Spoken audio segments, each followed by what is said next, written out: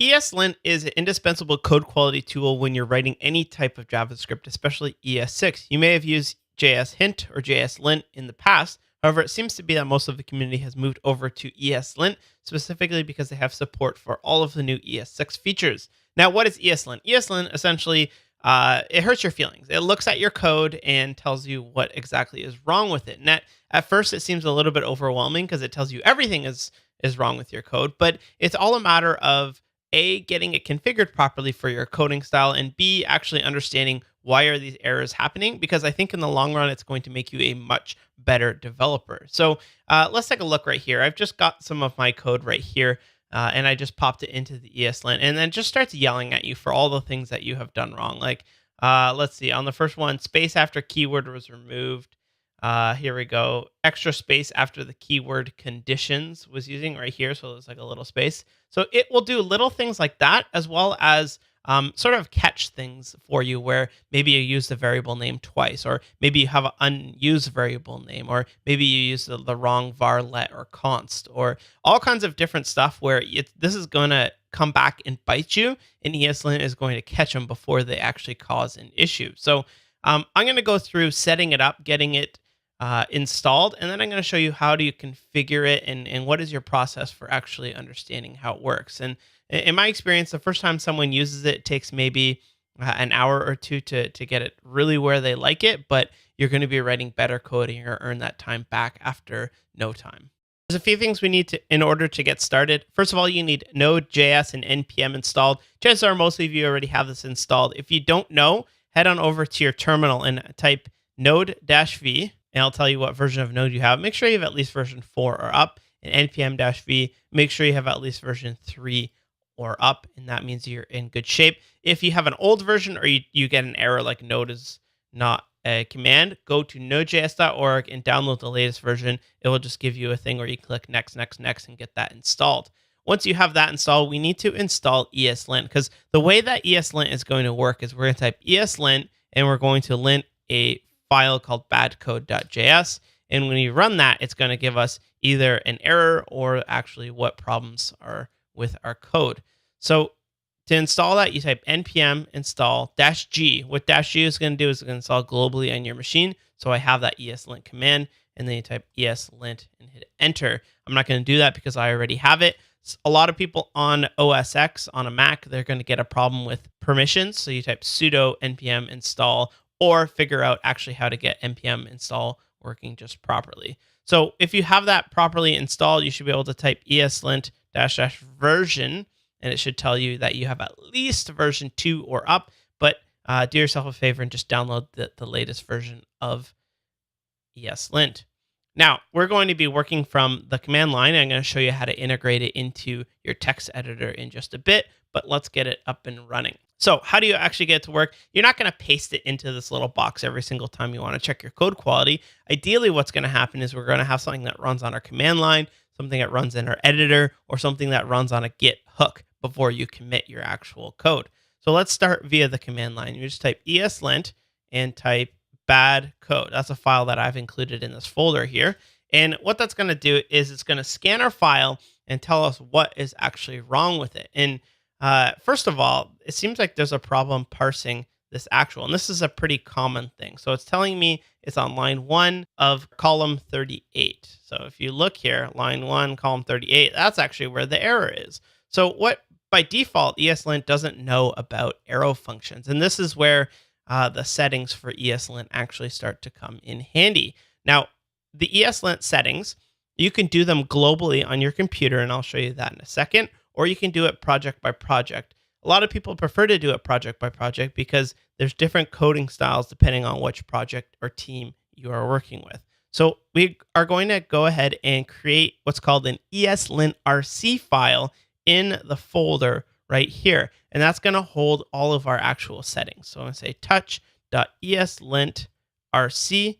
That will have created a new file called .eslint.rc. Sometimes some computers hide files that start with dot, so you might not immediately see it in your Finder.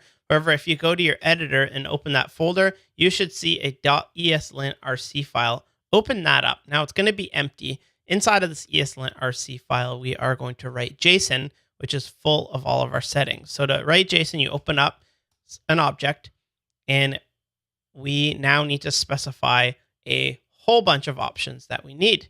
What are the possible options? Well, ESLint is full of options, and it can be a little bit overwhelming. Like, look at right here. First of all, we have environments where are you actually writing your JavaScript? Are you writing it for Node?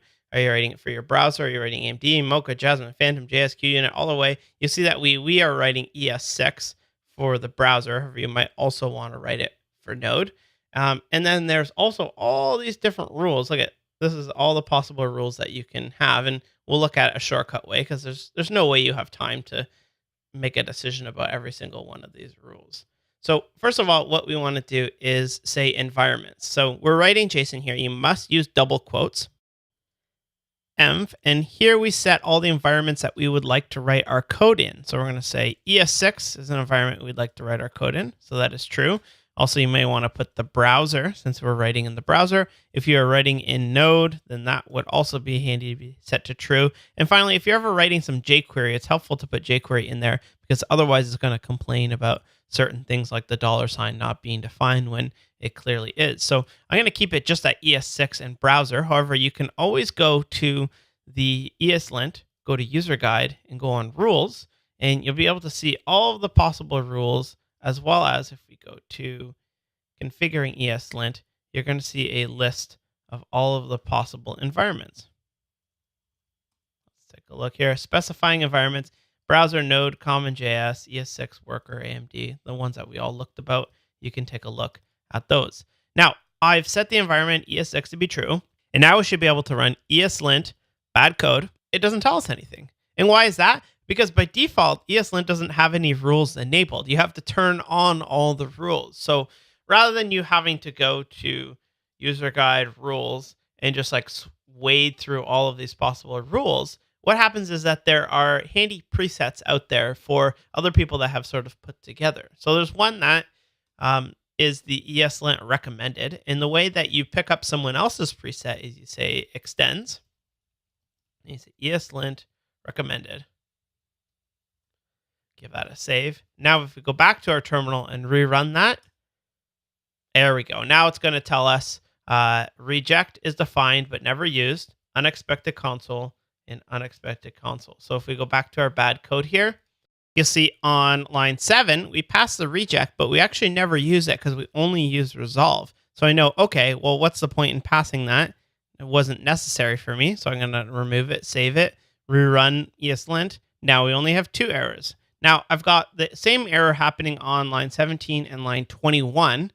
Just right here, I'm using console log, and on line 29, I'm also using console.log. So it's telling me I shouldn't be using console, but I'm saying, well, it's fine that I'm using console. I know what I'm doing. I'll make sure that I take them out, or maybe I'll have another ESLint that role will be set on development and not in production.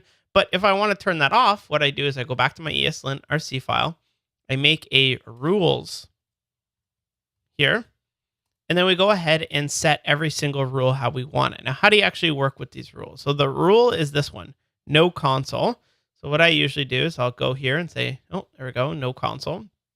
Click through to it and spend some time reading why this rule. Don't just turn it off immediately because it's annoying you and you think you're right.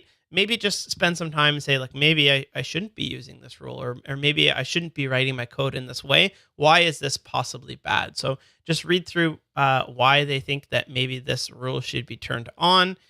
It looks at some examples as to what you shouldn't be using. And then finally, there is a when not to use it. So how do you turn it off if you don't like it? There's a couple of ways you can turn it off. At the very high level, there's 3 stages of rules. They can be off, they can be warning, or they can be error. So sometimes I like to turn things on just to warning, so I know that that possibly shouldn't be there. However, an error will go red. So what we do is you take your rule here, no console, and we set it to either off, warn, or error.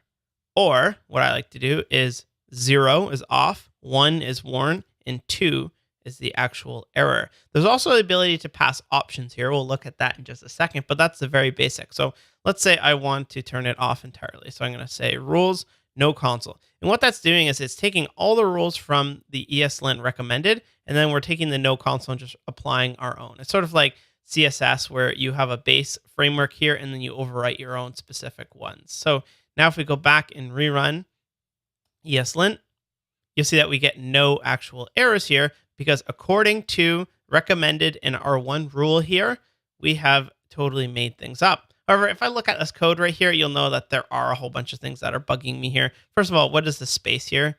Second of all, I have the spacing. It's inconsistent with that. I have no space here where there should be one there. This should be catching a lot more stylistic errors that I actually have, as well as things like why am I using var, let, and const all over the place when I shouldn't be using var. Let tweets here is not being reassigned, so it shouldn't be a let, it should be a const. There's all kinds of stuff. So in the next video, what I'm going to do is we'll look at the Airbnb default, which is a little bit more strict, but will allow you to write much better code.